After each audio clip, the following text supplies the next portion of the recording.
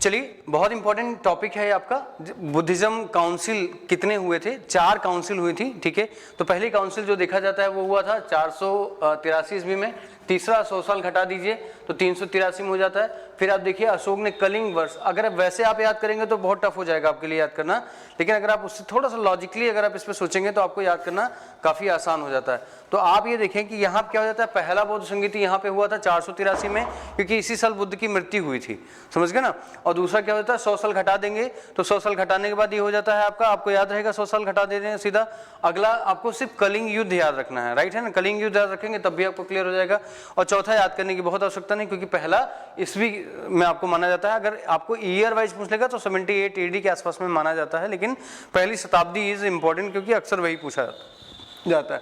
फिर क्या किस वंश में आपका होता है, तो पहला होता है हर्यक वंश में, दूसरा होता है नाग वंश में, तीसरा होता है मौर्य वंश में, और चौथा होता है कुषाण वंश में। आपको सुमेलित कराने को आता है, प्रथम बौद्ध संगीति, द्वितीय, तृतीय, चतुर्थ, है ना, और आपको सुमेलित करने के लिए दिया किस वंश में हुआ था। तो आपको पहला बॉक्स बहुत अच्छी तरीके से याद रखना होगा। दूसरे बॉक्स में आ जाते हैं किन शासकों के टाइम पीरियड में हुआ था, तो अजातशत्रु, कालाशोक और अशोक और कनिष्क के टाइम पीरियड में। कहाँ हुआ था, तो ये हो जाएगा आपका राजगिरी, आपका हो जाएगा वैशाली, फिर आपका तीसरा हो जाएगा पाटलिपुत्र, चौथा हो जाएगा कश्मीर के कुंडल वन में ये हुआ था। फिर आप देखेंगे विशेष क्या हुआ पहले में, तो विशेष हुआ था 2 पिटक की रचना, सुप्त पिटक और विनय पिटक की रचना यहाँ पे हुई थी, जहाँ पे आप देखें इसकी रचना करने वाले हैं आनंद। आनंद इसमें हम जिसकी बात करते हैं, किसकी बात करते हैं, तो वह बुद्ध के उपदेशों की चर्चा करते हैं। ये सबसे उनके प्रिय शिष्य थे। इन्हीं के कहने पर महिलाओं का प्रवेश जो है वैशाली में, ठीक है, कहाँ पे कराया था, वैशाली के अंतर्गत महिलाओं का प्रवेश कराया था। मैंने 3 महिलाओं का नाम आपको बताया था, प्रजापति गौतमी, दूसरी थी वहाँ की वैशाली की जो महत्वपूर्ण नृत्यांगना थी, डांसर थी, उनका नाम था आम्रपाली, और तृतीय जो थी इनकी पत्नी जिनका नाम था यशोधरा, गोपा, भृतकृच्छना, इन नामों से उन्होंने इसमें संघ में प्रवेश लिया था। उपाली द्वितीय सबसे प्रिय शिष्य थे और माना जाता था इन्होंने विनय पिटक की रचना की, जो संघ के नियम निर्धारित करते हैं। दूसरे में अगर सबसे इंपॉर्टेंट बात अगर देखें तो दूसरे में दोस्तों यहाँ क्या हुआ था, पहली बार मतभेद हुआ था और स्थविरवाद और महासंघिक में ये विभाजित हुआ था, धर्म है ना, यहाँ पे विभाजित हुआ था। लेकिन अगर आपसे पूछा जाएगा प्रश्न तो अशोक किस धर्म को मान्यता देते थे, तो स्थविरवाद अर्थात कहा जाए तो हीनयान विचारधारा को ज्यादा महत्व देते थे। तीसरे में अगर हम लोग देखें तो क्या महत्वपूर्ण था, तो इसमें क्या हुआ था कि अभिधम पिटक की रचना हुई थी। त्रिपिटक 3 इंपॉर्टेंट संदूक बताए गए हैं, बॉक्स बताए गए हैं अशोक के टाइम पे बुद्धिज्म में। तो अशोक के टाइम पीरियड में अभिधम पिटक की रचना हुई और अशोक ने ही अपने टाइम पीरियड में क्या किया था, कठोर नियमों को बनाया था जिसमें संघ में मतभेद को उन्होंने रोकने का प्रयास किया। चौथा अगर हम लोग बात करें सबसे इंपॉर्टेंट चौथे संगीति का क्या इंपॉर्टेंट था, तो इसी समय काल में क्या हुआ था कि हीनयान और महायान में ये विभाजित हुआ था, धर्म विभाजित हुआ था। और जो बुद्धिज्म में महायान को मानने वाला सबसे महान शासक था वो कौन था, कनिष्क। कनिष्क को अंतरराष्ट्रीय शासक कहा जाता था, इंटरनेशनल किंग कहा जाता था। क्यों कहा जाता था, उसकी 2 राजधानियां थी, एक थी पेशावर और दूसरा था मथुरा। मथुरा थे सांस्कृतिक राजधानी और कहा जाए पेशावर थी उसकी राजनीतिक राजधानी। कनिष्क के समय काल में ही पहली बार गांधार कला का विकास हुआ और पहली जो मूर्ति बनाई गई वो मूर्ति बुद्ध की ही थी और कनिष्क की राजा की मूर्ति थी। तो दोस्तों गांधार कला और मथुरा कला शैली मैं आपको जब पढ़ाऊंगा तो आपको बिल्कुल याद हो जाएगा, क्योंकि गांधार कला शैली में आप सिर्फ घुंघराले बालों को देखिए, स्वस्थपूर्ण शरीर को देखिए, चमकता हुआ तेज युक्त आप फेस को देखिए। जब वहीं हम आते हैं आप मथुरा शैली के अंतर्गत तो वहाँ हम देखेंगे कि काले और लंबे घने बालों के साथ साथ उभरा हुआ पेट दिखाया गया है और शरीर जो है वो स्थूल बेडौल दिखाई गई है, अर्थात कहीं से फिट बॉडी को नहीं दिखाया गया। ये खास तौर से अगर कुछ विशेष अंतर इनमें माने जाते हैं। अब अगर हम लोग देखें तो अगला जो हमारा सबसे महत्वपूर्ण टॉपिक निकल के आता है इसी चरण में वो है कि सर महायान का क्या उद्देश्य है, महायान की उत्पत्ति से रिलेटेड हमें बताइए। तो देखिए महायान अगर हम लोग कहें तो महाधन यान, ठीक है, महान, महा का मतलब होता है संसार, ठीक है, और कहा जाता है यान का मतलब होता है साधन, ठीक है, संसार से मुक्ति का साधन क्या होगा, समझ गए ना। यहाँ पे क्या पूछते हैं कि अर्थात अब देखिए, अब आप कहेंगे कि सर हीनयान जो बना गया, हीनयान क्या था, तो हीनयान एक्चुअली दोस्तों क्या था, ये बुद्ध के बुद्धिज्म में जो भी बातें कही गई हैं उसमें बुद्ध के विचार हैं, है ना, थॉट ऑफ बुद्धा है, ठीक है, thought of true thought of Buddha कहा जा सकता है। सत्य विचार है किसके, बुद्ध के। कोई भी मिसलिनियस या कोई भी मिसअपॉइंटेड बातें यहाँ पे नहीं कही गई। अर्थात बुद्ध ने कहा जो विचार मैं दे रहा हूँ, जो थॉट मैं दे रहा हूँ वही सत्य है। और उन्होंने कहा था कि मैंने असत्य किसको माना है, असत्य किसको माना है, असत्य माना है कहाँ, ठीक है। एक तो असत्य माना है मैंने ईश्वर को, ठीक है ना, असत्य माना है मैंने आत्मा को, असत्य माना है मैंने पाखंड को, ठीक है। तो आप इन्हें पाखंड, इन्हें कभी भी बुद्धिज्म में लागू नहीं करिएगा।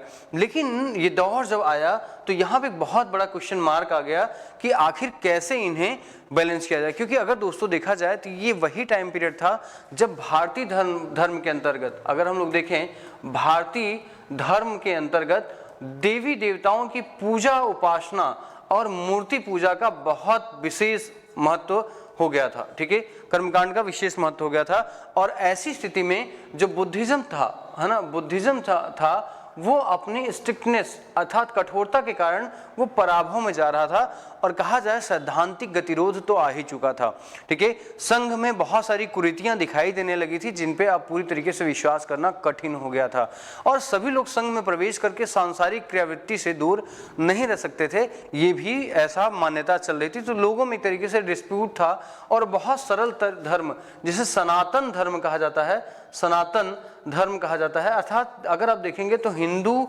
धर्म कोई धर्म ही नहीं है बल्कि हिंदू एक विचारधारा है, विचारधारा है। अगर धर्म देखें तो आदिकालीन धर्म जो है सनातन धर्म है। सनातन धर्म क्या कहता है? सनातन धर्म कहता है सभी धर्मों का समन्वय। क्या कहता है? सभी धर्मों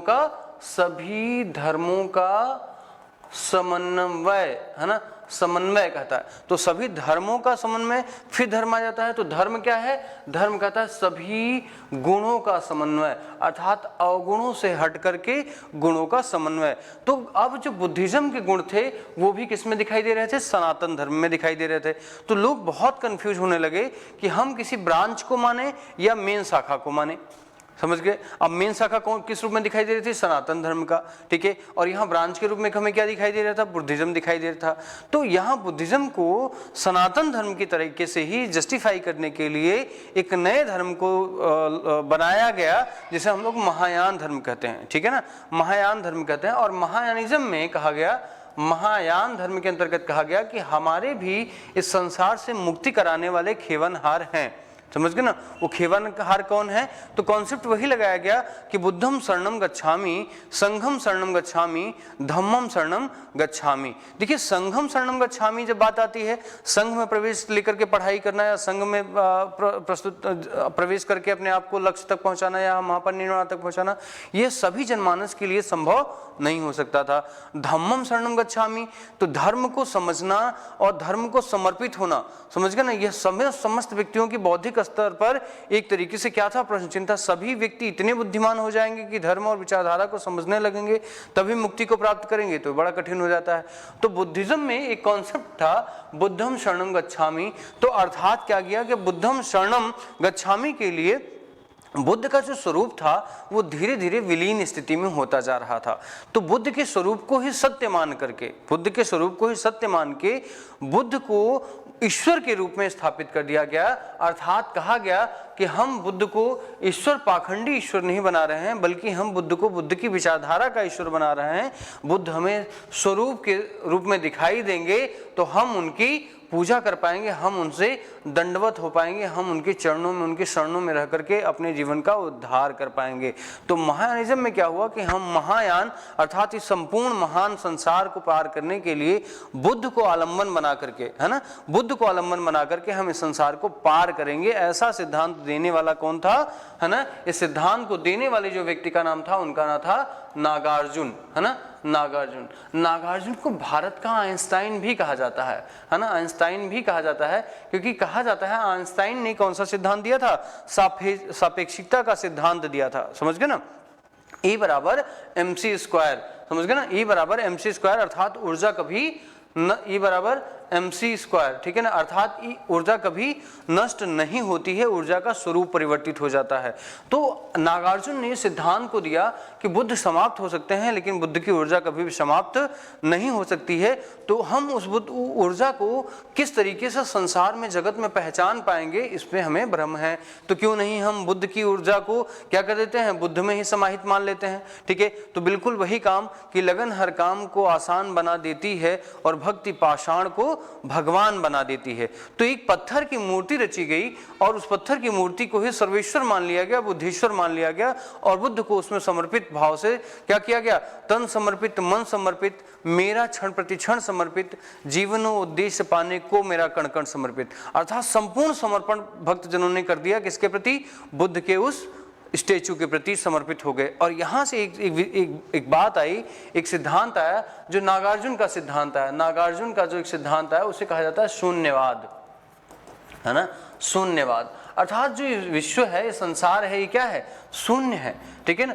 कुछ भी अगर हम प्राप्त करते हैं तो भी शून्य है, कुछ भी खोते हैं तो भी शून्य है, हम हैं भी तो भी शून्य है, हम नहीं हैं तो भी शून्य है। अर्थात कुछ भी जीवित है तो वो क्या है, ऊर्जा है, ठीक है ना, ऊर्जा है। तो ऊर्जा कभी भी समाप्त नहीं होती, वह अपना स्वरूप बदल लेती है। अर्थात उन्होंने कहा कि शून्य क्या है, एक परम सत्ता है, परम सत्ता है। अर्थात कुछ भी नहीं समाप्त होता है और कुछ भी प्राप्त नहीं किया जाता। यहाँ तटस्थ रहना ही जीवन का महत्वपूर्ण लक्ष्य है। बुद्ध ने हमें यही ज्ञान दिया है। बुद्ध के विचारों से समर्पित होकर के उन्होंने कहा कि संसार जो है वह वर्णनातीत है, अर्थात इसका वर्णन नहीं किया जाता, इसका एक्सप्लेनेशन नहीं किया जा सकता। इसी प्रकार से बुद्ध के ज्ञान का भी एक्सप्लेनेशन नहीं किया जा सकता, उसी प्रकार से शून्य का भी कोई एक्सप्लेनेशन नहीं किया जा सकता। लेकिन शून्य को हटा करके संसार की कल्पना भी नहीं की जा सकती। आप समझ सकते हैं कि जिसको हटा करके, जिसका कोई अर्थ नहीं है, क्या उसके बगैर किसी का अर्थ है, ठीक है।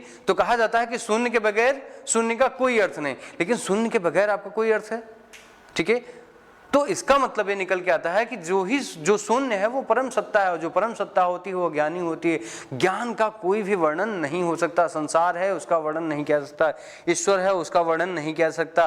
कहा यह जा सकता है कि हम उसमें समाहित कैसे होंगे, इस रास्ते की तलाश की जा सकती है। इस रास्ते की तलाश के लिए उन्होंने एक नए विचारधारा को दे दिया, एक नए धर्म को दे दिया, जिसे क्या कहा जाने लगा, महायान धर्म कहा जाने लगा। महायान धर्म के अंतर्गत जो बुद्ध ने कभी कहा था कि मेरी मूर्तियों को नहीं बनाना है, मेरे स्टैचू को डिफाइन नहीं करना है, मुझे कभी भी पाखंड से पुष्प अर्पित नहीं करना है, मुझे ईश्वर नहीं मानना है, बुद्ध को वो सर्वेश्वर मान लिया गया।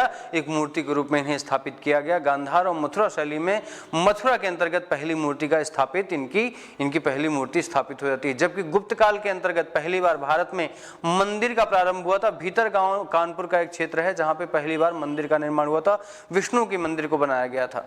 समझ गए, ये मंदिर निर्माण की परंपरा भारत में जो आपकी नागर शैली के अंतर्गत आती है, इसका निर्माण आपके गुप्त काल में किया गया था। कहाँ, तो भीतर गांव में। भीतर गांव कहाँ है, कानपुर में है। ईंटों का बना पहला मंदिर वहां पर बनाया गया था। इसके पहले मंदिर निर्माण की परंपरा कहीं पे भी नहीं दिखाई जाती है। तो तीन प्रकार की मंदिर निर्माण परंपरा है, नागर शैली, द्रविड़ शैली और बेसर शैली, ठीक है। नागर शैली हिमालय से लेकर के आपका विंध्य की पर्वत तक आता है, विंध्य की पर्वत से लेकर कृष्णा नदी तक का बेसर शैली है, और कृष्णा नदी से लेकर के कन्याकुमारी तक आपकी द्रविड़ शैली है। बेसर शैली दोनों को टच करती है, इसलिए इसे मिश्रित शैली कहा जाता है। नागर और द्रविड़ शैली का मिश्रित स्वभाव कहा जाता है। ये मध्य की शैली है। खास तौर से चालुक्य वंश के अंतर्गत इस शैली का विशेष महत्व देखा जाता है। दूसरा अगर हम लोग पॉइंट करें तो महायानिज्म के बहुत सारे अपने ब्रांचेज हो जाते हैं। जो सबसे पहला इंपॉर्टेंट ब्रांच होता है वो होता है योगाचार, है ना। योगाचार या विज्ञानवाद, ठीक है, या विज्ञानवाद कहा जाता है, ठीक है, विज्ञानवाद। इसके जो प्रवर्तक थे वो थे मैत्रेय, ठीक है, मैत्रेय। और मैत्रेय को ही भविष्य का बुद्ध कहा जाता है ना, फ्यूचरिस्टिक बुद्ध कहा जाता है ना, भविष्य का बुद्ध, भविष्य का बुद्ध कहा जाता है। अब इनके जो सिद्धांत थे वो कहते थे चित्त की सत्ता को मानते थे, चित्त ही विज्ञान है, अर्थात माइंड इज, है ना, एवरीथिंग। आप कहते थे, इनका मानना था चित्त की सत्ता, चित्त की सत्ता ही श्रेष्ठ है, चित्त की सत्ता ही श्रेष्ठ है। अर्थात जो आपके चित्त वृत्ति में आता है, जो आपके ज्ञान में आता है वही श्रेष्ठ है, जो ज्ञान से परे है वो उसका कोई भी अर्थ नहीं निकलता है। अब ये इनका ये मानना था कि ब्रह्म प्रतीति को स्वीकार नहीं करते थे, एक्सटर्नल वर्ड को स्वीकार नहीं करते थे। ये क्या कहते थे, जो आपके प्रतीत में है यथार्थ को सत्य मानते थे। आप मुझे छू पा रहे हैं तो आपको मुझे मेरा ज्ञान होना चाहिए, ठीक है ना। मैं आपको नहीं देख पा रहा हूँ, नहीं स्पर्श कर पा रहा हूँ, ठीक है, तो उसका कोई भी अर्थ यहाँ पे नहीं बनता है। विज्ञान का मतलब होता है तर्कवाद, योग का मतलब होता है माइंडफुलनेस, ठीक है, अर्थात आप एकाग्रता से जिसे महसूस करते हैं, जिसे स्वाभाविक रूप से जान पाते हैं, ठीक है, जिन्हें विज्ञान के रूप में तर्क से परिभाषित कर सकते हैं, आप उसी को ज्ञान मान लिए। भ्रम का आपके ज्ञान से कोई मतलब नहीं है। अर्थात आप चिंतन करिए, चिंतन से जो चीजें तर्क से सिद्ध कर सकते हैं वही ज्ञान है, अन्यथा कोई ज्ञान नहीं है। आप चिंतन करेंगे तो आपका दिमाग एकाग्र होगा, एकाग्र जब होगा तो आपके अंदर चित्तवृत्ति का विकास होगा। चित्तवृत्ति का मतलब होता है माइंडफुलनेस आपके अंतर्गत आएगी, स्मृति आपके अंतर्गत आएगी, और उस स्मृति से जिसको तर्क से आप डिफाइन कर पाएंगे तो यहाँ से क्या हो जाएगा, आपका योग जो होगा विज्ञान के रूप में परिभाषित हो जाएगा। और इसी वजह से इनको क्या कहा जाता है, तर्कशाली कहा गया। इन्होंने वो बुद्ध के उन सारे सिद्धांतों को मान्यता दी। उन्होंने कहा मैं बुद्ध को महसूस करता हूँ, मैं बुद्ध को उसी स्वरूप में जानता हूँ जिस स्वरूप में बुद्ध थे। मैं उनके ज्ञान की कही गई एक एक बातों को महसूस करता हूँ, मैं तर्क से सिद्ध कर सकता हूँ कि ज्ञान यही है, ठीक है। इसलिए मैं बुद्ध को अपना ईश्वर मानता हूँ, बुद्ध को अपना सर्वेश्वर मानता हूँ, उनको महसूस करता हूँ। किस तरीके से मैं अपनी योग शास्त्र से महसूस करता हूँ और उनके दिखे गए, उनके कहे गए प्रत्येक सिद्धांतों को मैं तर्क से सिद्ध कर सकता हूँ। इसीलिए मैं योगाचार और विज्ञानवाद का प्रवर्तक माना जाता हूँ या कहा जाता हूँ, ठीक है। इसमें बहुत सारे विद्वान हैं, ठीक है, इनकी चर्चा हम लोग कर लेंगे। दूसरा जो विशेष धर्म आया वो धर्म है ब्रजयान, है ना, ब्रजयान, ठीक है, ब्रजयान। देखिए ब्रजयान को अगर हम लोग कहें तो इस धर्म को अगर हम लोग देखें, ये महायान की शाखा ही है ब्रजयान। ये खासतौर से स्त्री विशेष धर्म माना जाता है। बुद्धिज्म में अगर कहा जाए तो स्त्रियों को विशेष महत्व देते हुए किस धर्म को विशेष महत्व दिया गया, तो महायानिज्म की ब्रजयान शाखा को विशेष महत्व दिया गया। ये महायानिज्म की विशेष शाखा जो थी वो पाल वंश में थी, पाल वंश, बंगाल के पाल वंश, ठीक है, गोपाल, ठीक है, देवपाल, गोपाल, ठीक है, धर्मपाल, ऐसे लोगों के द्वारा, जहां पे ओदंतीपुरी विश्वविद्यालय की स्थापना हुई गोपाल के द्वारा, विक्रमशिला विश्वविद्यालय की स्थापना हुई धर्मपाल के द्वारा। 3 ही विश्वविद्यालय हैं बौद्धिज्म के अंतर्गत जिन्हें सबसे महत्वपूर्ण माना जाता है। देखिए हीनयान के अंदर कोई विश्वविद्यालय नहीं है, हीनयान के अंतर्गत कोई विश्वविद्यालय की चर्चा हम लोग नहीं करते। गुप्त वंश के अंतर्गत कुमार गुप्त प्रथम ने पहली विश्वविद्यालय की रचना की जिसे नालंदा विश्वविद्यालय कहा जाता है। नालंदा विश्वविद्यालय को ऑक्सफोर्ड ऑफ महायानिज्म कहा जाता है, महायान का ऑक्सफोर्ड कहा जाता है, राइट है ना। फिर उसके बाद 2 विश्वविद्यालय और रचित हुए जिनका नाम था, और इनको सबको बख्तियार खिलजी ने तोड़ा था, समझ गए ना। बख्तियार खिलजी ने destroyer of the all knowledgeable sites and place कहा जाता है उसे, ठीक है। तो इसका जो ब्रजयान शाखा है, ब्रजयान शाखा की स्थापना किस वंश में की गई, पाल वंश में की गई। किस वंश के, कहां पे किया गया, बंगाल में किया गया। ये स्पेशली किसको रिलेट करता था, स्त्री धर्म को रिलेट करता था, क्योंकि समझिए हुआ ये था कि इस समय हम सनातन धर्म के अंतर्गत देवी महात्मा आ गया था। 9 दुर्गा की बात की जाने लगी थी, काली, दुर्गा, सरस्वती, लक्ष्मी, महारानी, पार्वती, ऐसी बड़ी बड़ी देवियों की बात की जाने लगी, और इन्हें अर्धांगिनी कहा गया, इन्हें देवी स्वरूपा कहा गया, इन्हें शक्ति स्वरूपा कहा गया। और ऐसे विश्वास मत से हिंदू धर्म अपने आप को और समृद्धशाली धर्म मानने लगा। बुद्धिज्म में इस बात की कल्पना की गई, क्या बुद्धिज्म में ऐसा धर्म नहीं है, क्या बुद्धिज्म में ऐसा विचार नहीं आ सकता। अगर बुद्धिज्म में ऐसा विचार नहीं आ जाएगा तो उसकी शाखाएं कमजोर हो जाएंगी, क्योंकि उसकी मान्यता में रहने वाले लोगों के अंदर भ्रम पैदा हो रहा था कि हमारे अंदर तो आदिशक्ति देवी जैसी परिकल्पना है ही नहीं। तब बुद्धिज्म में ब्रजयान शाखा का जन्म हुआ। ब्रजयान शाखा में बुद्ध की काल्पनिक पत्नी के बारे में बात की गई, इमेजिनरी वाइफ के बारे में बात की गई, और बुद्ध की काल्पनिक पत्नी के रूप में तारा देवी की कल्पना आई, तारा देवी, ठीक है। और तारा देवी की पति के रूप में आई हेरुक, है ना। हेरुक को शिव का अवतार कहा गया, ठीक है ना, हेरुक को शिव का अवतार कहा गया, इन्हें कहा गया पार्वती, आदि देवी कहा गया। अब यहाँ पे पार्वती, है ना, पार्वती और शिव की परिकल्पना की गई और कहा गया यह ब्रजयान है। ब्रजयान बंगाल के शासकों के द्वारा पोषित सबसे महत्वपूर्ण धर्म था, इसका भारत में अन्य कहीं पे ज्यादा विकास नहीं हुआ। और इन्हीं धर्म के विकास के लिए 2 महत्वपूर्ण विश्वविद्यालयों की रचना हुई, ओदंतीपुरी विश्वविद्यालय और विक्रमशिला विश्वविद्यालय। ओदंतीपुरी विश्वविद्यालय और विक्रमशिला विश्वविद्यालय, इन दोनों विद्यालयों में खास तौर से महायान की शाखा ब्रजयान के बारे में धर्म प्रसंग पे चर्चा की जाती थी, और यहाँ पे यह धर्म माना गया था। तो खास तौर से आपसे पूछा जाएगा भविष्य का बुद्ध किसे कहा जाता है, मैत्रेय को कहा जाता है। किस धर्म के प्रवर्तक थे, तो इसके प्रवर्तक थे। जब ब्रजयान के बारे में पूछा जाएगा तो इसका प्रवर्तक कोई पर्टिकुलर नहीं होता है। इसी धर्म के अंतर्गत बुद्ध की काल्पनिक पत्नी तारा देवी का वर्णन किया गया है। बुद्ध को किस रूप में दिखाया गया, हेरुक के रूप में। हेरुक की तुलना किससे की गई है, शिव से की गई है। तारा देवी की तुलना किससे की है, पार्वती से की गई है। यह धर्म किस वंश में चलाया गया, तो पाल वंश में चलाया गया। यह कहाँ था, तो बंगाल में था। बंगाल में ही 2 विश्वविद्यालयों की रचना हुई, एक का नाम था ओदंतीपुरी और दूसरे का नाम था विक्रमशिला, है ना, विक्रमशिला विश्वविद्यालय, इनकी रचना यहाँ पे की गई। उन दोनों में पाल वंश के समय में ब्रजयान शाखा का विशेष स्तर से प्रचार प्रसार किया जाता था। ये बहुत ही महत्वपूर्ण बात मैंने आपको बताई। अब अगर हम बुद्धिज्म के लास्ट पॉइंट में चल के आपसे डिस्कशन करें तो कुछ इंपॉर्टेंट वर्ड्स आते हैं जिन पे हम लोग चर्चा करते हैं। लास्ट पॉइंट आपके साथ चलते हैं, कुछ की वर्ड्स हैं। जैसे अगर मैं आपसे कहूँ बुद्धिज्म में बिहार का अर्थ क्या होता है, बिहार, आज आप जिस बिहार को जानते हैं वो बिहार नहीं है, विहार है। आज हम जिस बिहार राज्य को जानते हैं वो बिहार लिखता है, देखिए वो बिहार लिखता है क्योंकि वो अपभ्रंश को संबोधित कर गया। एक्चुअली वो बिहार था, राइट है ना, वो बिहार था, ठीक है। विहार का मतलब होता है जहां बुद्ध ने सर्वाधिक निवास किया हो, ठीक है। तो बुद्ध के जीवन का सर्वाधिक समय काल जो बीता वो कहां बीता था, बिहार क्षेत्र में बीता था, उसे विहार कहा जाता था। एक्चुअली आप अपभ्रंश शब्द में किसे क्या कर अपना लिया गया, विहार कह दिया गया, समझ गए। तो ये क्या है, ये बुद्धिज्म का निवास स्थल है, निवास स्थान है, ओके। दूसरा अगर हम लोग कहें स्तूप, है ना, स्तूप, स्तूप का उल्टे कटोरे की आकृति का एक भाग होता है, ठीक है। अर्ध अंडाकार कह लीजिए, अर्ध चंद्राकार कह लीजिए या उल्टा कटोरा कह लीजिए, ये तीनों शब्द आपसे पूछे जा सकते हैं।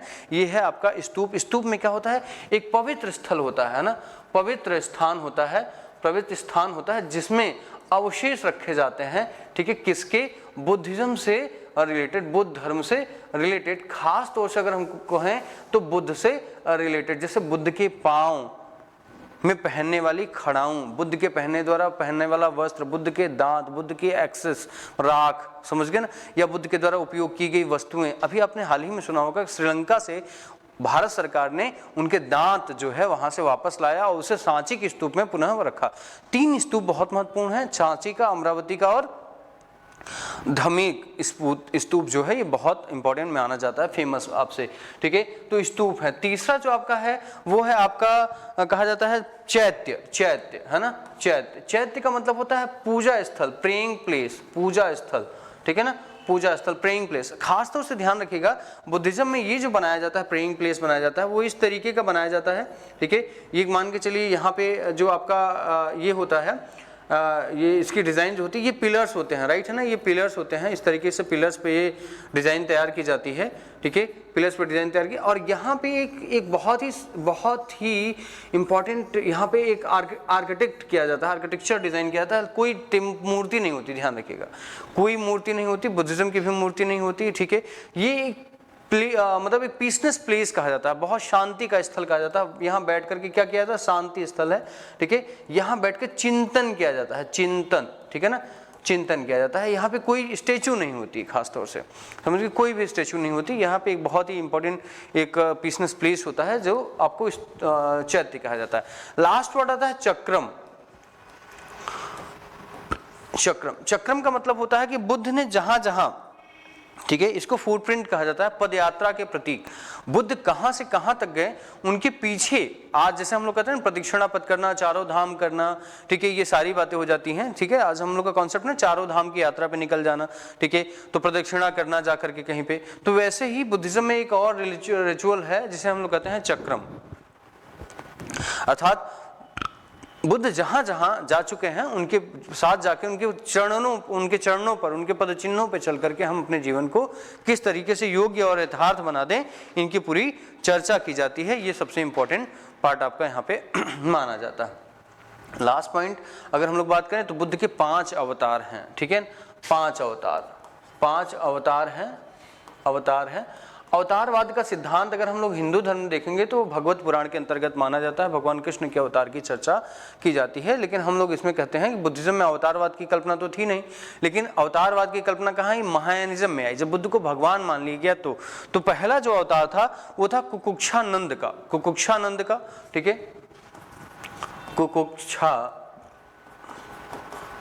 कुकुक्षानंद, ठीक है।